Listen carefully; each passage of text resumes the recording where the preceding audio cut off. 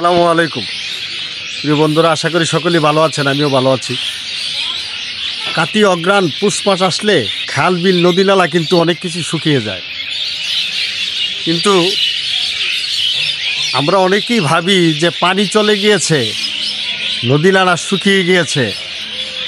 আসলে তা নয়, এটা হচ্ছে প্রকৃতি। আষাঢ় মাস আসলে যেমন নদী ভরাট হয়, আবার কাতি অগ্রাণ মাস আসলে নদী শুকিয়ে যায়। তদ্রূপ মানুষের জীবনও এরকম কিছু সময় আছে, তার কিছু থাকলেও না থাকার ভান ধরতে হয়। নদীতে যেমন পানি নেই দেখছেন, আসলে পানি আছে। আবার সময় হলেই সেই পানি জীবিত হবে, এবং মানুষও এরকম, তার সময় হলেই ইনশাআল্লাহ আবার তার সব কিছু ফিরে আসবে। তদ্রূপ অপেক্ষা করতে হবে ভাই। অপেক্ষাতেই, মানুষের ধৈর্যতেই একদিন মিষ্টি ফল পাওয়া যায়।